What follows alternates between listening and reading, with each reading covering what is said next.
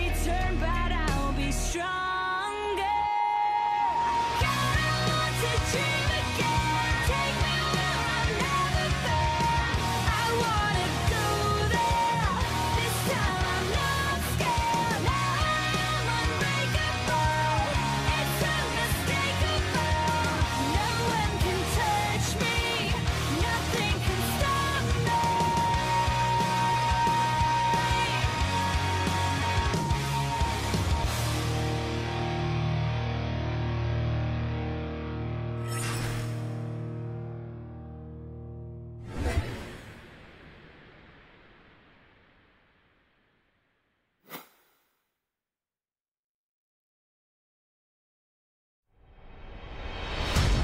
Hindi araw-araw may chance ka to play in the PGS and compete against the best League of Legends players sa Pilipinas. If you're given the opportunity to showcase your talent and skills, kailangan i-grab mo agad yung chance.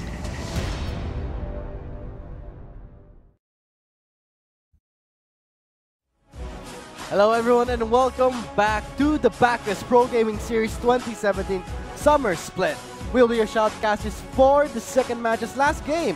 I am Vulcan and joining with me is my co-caster, Atlas. Of course, coming back from that first game, seems like JSK was able to make good on their 30-second video and actually beat down AEX. Tamsu was giving out so much pressure in the early game, but it seems like they weren't able to transition it into the leads that they wanted.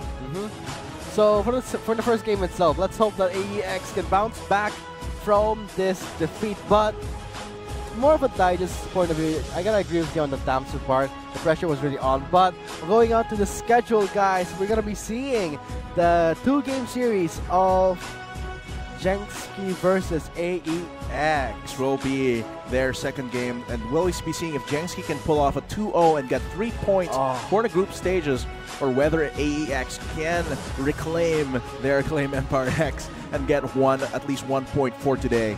So looking at the standings so far, TME at the top of the charts right now with 4 games completed, all streams. That's why they're 6 points. But for AEX, this has been their first game and first loss. So let's hope that they can at least bounce back and climb up the ladder. Of course, coming to that, we're still running our match and win promo. Just wait for the code. You can redeem it in the League of Legends client. You just have to guess that missing letter or number in the codes. Just watch out for that while watching the stream. It's like you have unlimited tries. So we have 1 per match, and we did not have a code in the first game, so this code will be going out definitely for this game, so just watch out.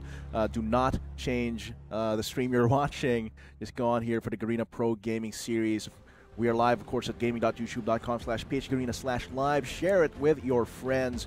All of this is powered by Backus. Let's get to the drafting phase of AEX, Acclaim Empire X versus JSK Esports. Still, the respect ban against Genvi's Twitch is still there. The Karma ban, just a generic utility champion ban, is also there. On the side of AEX, wow. Look at all these champions. Look at all these bans. Taking away against Spear. Again! And because Spear really showed a lot of potential on that Kha'Zix, and putting him on someone high pressure like Ivern, or someone that has so much carry potential like Graves, similar to Kha'Zix, is definitely something dangerous that you do not want to give up. On the side of JSK, they are banning out a jungler as well. Thompson, one of his signature champions, will be the Zac, taken away from it. Such heavy bans coming in for Spear. We know what AEX respects. It's Spear as a jungler, and it just goes to show a Zac has been removed, and now he's one of the most potent junglers so far. Definitely. But I gotta hand it to JSK Esports. They are prioritizing the Gragas, but leaving open for the Galio. Leaving it, this is a flex here. They could go for that Gragas jungler, or it might go for the top lane. Of course, on the Acclaim Empire X's side, knowing that the Karma is banned, but the Lulu wasn't, and they are first pick, so they take this opportunity to take the Lulu. Oh man, if this is Genvi on that vein, he is proficient on those hyper carries. This might be a trump card that they're pulling out against JSK to get 1 win. They're still pulling that Jarvan the 4th there, probably going to the top lane. We're seeing if it works very well. Oh man, it will be Frizzle though. If he picks up this Fiora, it might be difficult for Cannon. Because as we discussed yesterday, after his initial burst combo, which can be completely nullified by riposte, the rest of his damage is gone. Yep. And then, yeah. If you actually parry his passive, that's a huge setback in damage. And then Whistle can counterattack with his consistent DPS. Yeah. Throughout the board, just constantly take down those vitals. Will leave Cannon just gasping for air. We're seeing though in our second banning phase, Fade, his Talia and the Syndra as well taken away. All of these mid lane bans now, the Vladimir and the Ari as well. Yeah, isn't A-Star from AEX? Oh no, that's someone else. But going back to the drafting rates, because I know that there are a lot of jumble changes for Jenski's roster, and also for AEX, because we have noticed that Endless Ace has left calculated left AEX. Yes. So really, that I think that affected the first game. Yeah, definitely losing their star mid laner, who is like what, ranked 4 challenger right now. That's not something that you can underestimate. Of course, he is gone now, so Awaken will have to fill in his shoes. Endless Ace also gone, so Vanguard will have to pull in here with that support Lulu. Oh, it was Endless Ace, not A-Style. Very familiar. Yeah, But it's just that one word that threw you off, but it's going to be A-Style Blaze on that Nami to just lots of synergy with that Lucian. And coming here, it will be the Orianna versus LeBlanc matchup. Awaken might have a little bit of trouble, but he does have the utility to pull through if he survives the laning phase. And Fade is actually from Emperor Esports, so running a LeBlanc mid. LeBlanc. Wow, against an Orianna, that spells trouble for Awaken. Will he step up and fill in the shoes that top 4 challenger has left for him? Yeah, the barrier, having to go for that barrier because he doesn't want to die against Fade, so definitely pulling out that barrier leaves him open. Cannot get the Ghost to Fordon Roams, cannot get any other summoner spells, so that will be his pickup here. Coming to this, seems like both teams, I am really wanting to look at the jungle, because Hamsu on that Lee Sin against Spears Gragas. But I'm also interested in seeing how Gen V will perform here along with Vanguard in the bot lane. That is a Vayne. If Spear exploits it and if Fade roams a lot in the bot lane, it might spell trouble for Gen V. The pressure will be on to the mid lane most likely, because if ever that LeBlanc snowballs, it's most likely game over for AEX. Yeah, after all, if that LeBlanc snowballs and is able to just shut down Gen V over and over, that Vayne is going to take forever to scale up. So it's going to be up to both Spear and the mid laner to just really pressure them, absolutely deny them all the advantages that they can have. But of course, AEX, if they get the small lead and they continue working on it, then Gen V's just going to pop off along with the rest of his team. Of course, they'll be loading onto the Rift in a little while to go for the combat between Jenski and AEX.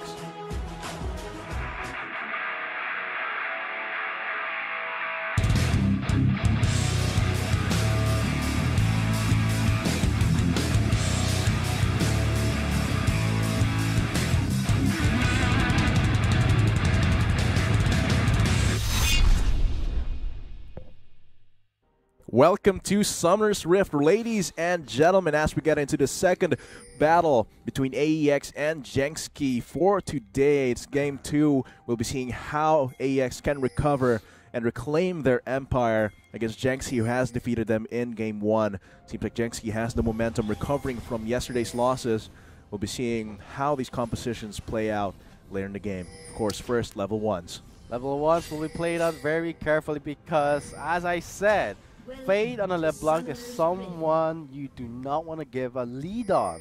And now we're seeing that Cannon will be joining Awaken, going for the red start, or maybe a cheese. You might go for an invade here. Sneaky, sneaky. 30 seconds until minions spawn. A-Style is around the corner here. He does not. He does have a expect blind spot. Does he expect it? It looks like we will be. Ooh, remember this happened before, Atlas, the bot lane brush Yeah, side. the bot lane brush side. 5-man. 5-man with the first blood, but that game, even with a 2-kill lead at the start, that was lost by the team that got the initiative on those guys. But of course, it's not going to happen here. Jenski playing a little bit safer, just protecting the entrances of their jungles with a regular line of scrimmage. AEX putting down as well the protection for their entrances, making sure no one is invading. Yes, and we are seeing Tamsu on a Lee Sin who has been nerfed consistently throughout the patches, the cooldowns on the Dragon's range, not to mention the damage. Something that Lee Sin really excels at. I mean, when you gank in, you can always re-rotate back inside, but this is not the case for this match. Seems like he will just be going for that red start here. Does not opt for the Raptor start. He could have gone for it with a cripple, the Tempest as well. Seems like Awaken will just be hanging around here in the mid lane. Looking at the jungle pathing here, seems like Spear's taking quite a long path in terms of how he's juggling. Going through the Gromp, it might be going for a full clear. Wolves into the red as well, while Tomsu's going for his buffs real quick, getting the Wolves as a drive-by, so he can get a gank here, because Cannon will definitely appreciate that. Awaken as well before Fade can get his super mobility and super damage. Yeah, when we are going to be experiencing the level 3 spikes for both of these junglers, I'm gonna put my money on Tamsu to be the first one to gank. I mean, obviously that's Lee Sin, bypassing vision, but Spear's flashing body slam is something you have to watch out for. It was very potent here. Trade-offs coming in from the bottom lane. Genvi really just showing the damage. Ha! I was right, Tamsu. That's an inevitability, Vulcan. I know, Atlas. Oh, Whistle, But here comes going Whistle. for something. Lunges away, forcing out his flash with a burn damage. Tamsu's pretty happy with that. Well, very late in how he warded there, because he knew this is a Lee Sin, so of course, usually would path from red to one of his other camps or buffs, go for level 2 gank, but seeing as no one was ganked at level 2, he should have expected that when the first wave comes, he should have warded immediately. Yes. But then it was too late. Cost him his flash, cost him a lot of top lane priority. If you observe the top lane again, Tamsu Man. really in the space of Spear, and now without a flash onto Whistle. Might go for a repeat gank. Yeah, the combo coming from Cannon's Dimension Standard and Dragon But Strike. it seems like Jengski has an idea. Let's see, Cannon responding towards Tamsu. He is going to back away without his flash. Still, a small win onto AEX because he was able to steal the big Krug from Spear, having to clean that up as well. But of course, that would have been a repeat gank if it was not communicated properly among Jengski. Oh, A-Star, will the damage coming in from that Lucian's passive. Vanguard is very low. There is the Condemn onto Blaze. Trade-offs happening. One more hit from that. That would have been a kill, but we did see that was in third range. Yeah, and Asal had his heal up, so definitely something too dangerous. Genvi, he doesn't need to get these early kills. Of course, it would be really great for AEX, but it's okay for him to take the slow game. He did start with the Doran's Shield, the most optimal path for some, especially for someone who wants to go for long lane, surviving laning phase. Oh, well. Spear. That's Spear's turn for a gank onto Cannon. Ooh, gonna return the favor that Tamsu. Yeah, but Whistle has been pushing this quite well. So not really an opportunity here to gank compared to Tomsu, who is just going to resort to rotating to this mid lane. But ganking a LeBlanc is pretty tricky. It's very difficult. Yeah, very difficult. So right But now, he does have his distortion shows down. himself. That's all burst damage coming in from Fade. Ooh. He flashes away from that strike. Good reaction, because that Sonic Wave plus the Resonating Strike combined with an auto attack will proc the Thunderlords. Could have been a kill onto Fade. Wow. So that flash was definitely vital here. 5 minutes into the game, no first blood yet. Lots of action though. Yeah. Lots of... Stand-ups and yeah. playing with each other's minds. Of course, the jungler pathing is also very important here. Even if it's not really action-packed. Yeah. The way that these junglers rotate around and respond to each other's threats is quite cerebral, Yeah, quite it's impressive so far.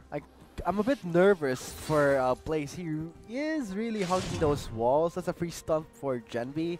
So every time I see Blaze trying to help out A-Style, he's always near the wall. So that's actually a free stun for Genvi, and that's how he was able to land a stun under his own turret. Definitely, the positioning against a Vayne is definitely important here. A-Style can just pursuit around and dodge it, rather dodge the stun, but Blaze doesn't have the exact same freedom.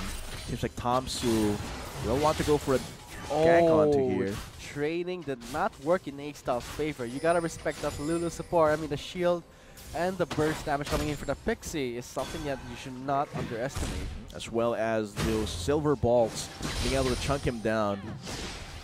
Silver bolts. Yeah, silver bolts, one of the key skills in Gen V's veins repertoire. We'll have to be careful not to overcommit into a fight because that sustained damage come from Gen V is huge. Jarvan, low cannon, no vision, placed deep within the river. Seems he's confident because No Whistle's half health. Yeah, no vision at man. all. Spear lands the body slam cannon, makes it away, breaking the tether, but that's Fade really forcing out the flash from cannon. Yeah, I'm not sure why he got caught there. Because, of course, he's pushing down Whistle. Whistle's chunked down to half health. But he had a lot of time where he had one ward in his totem, in his trinket. And I don't see... He has two charges. Yeah, he 2 charges on that. There's no excuse to not ward there, even if Whistle's half He health. doesn't need to. We're talking about PGS, Atlas. I hate you, Vulcan. Just kidding. So, I mean, it's more likely that he is relying on the kit of the Jarvan. I mean, Yeah, but still, you know, the information that Spear would be there, that Fade would likely be there because he's gone from mid, he could have just gotten out of that without using Flash. Yeah. And Flash is one of those spells useful for this Jarvan. It could be part of his combo, an optional part of his combo in case he really needs a wave rather to gap close. So Yeah, that's gone from him. I mean, despite without having a flash, you can't use that classic EQs that are. I mean, that's a surprising game. That's true. But when he goes for a teleport gank, it is going to be much harder if Jenski is able to respond. Look at how Jansky is playing this game. They are really eyeing for Gen V. Ooh, need to shut him down. Here comes that seed. Exhaust is onto A-Style. A response from Fade. Flashes burn onto both.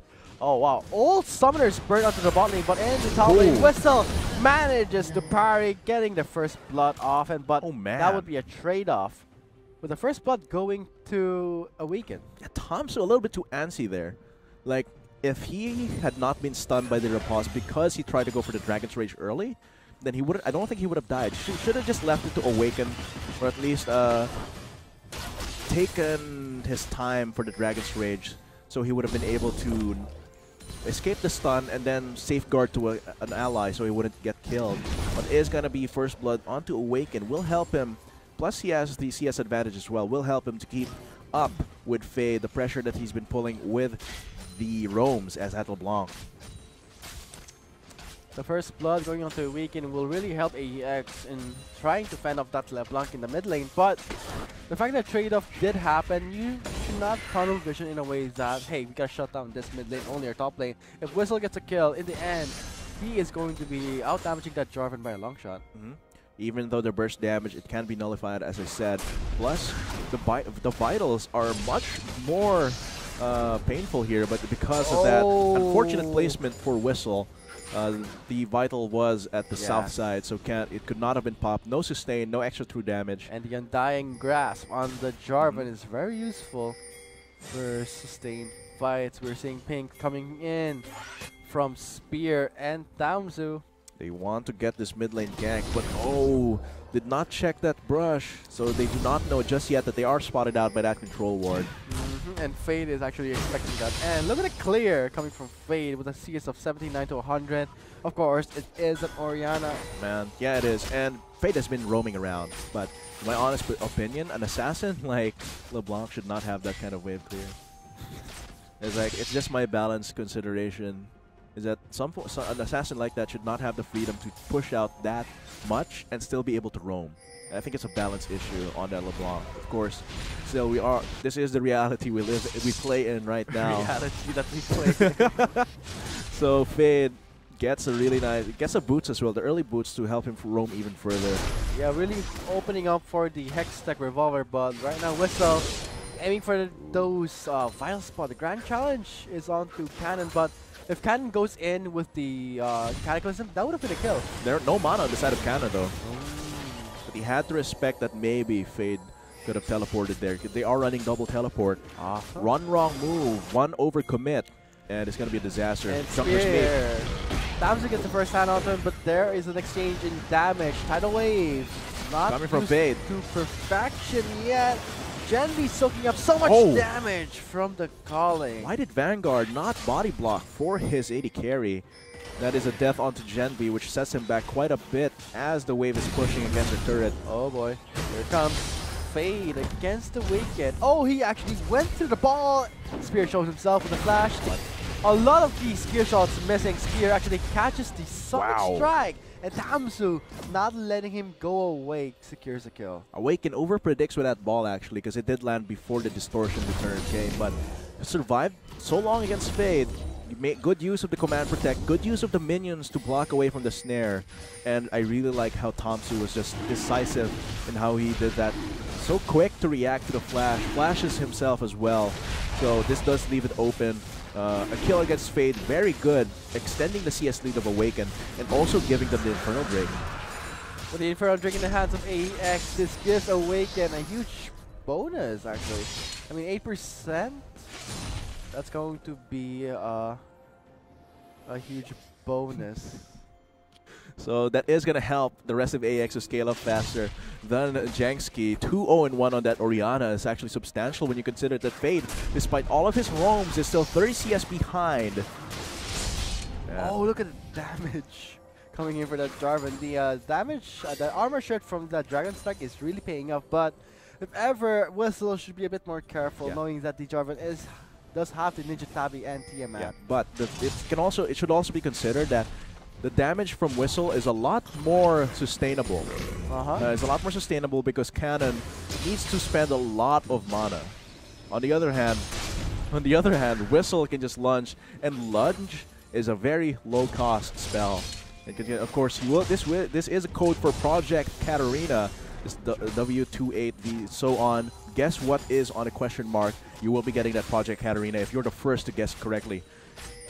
Just enter it in the League client in the shop. Yeah, it's like you have this huge chance to get that. It's 3%. Yeah.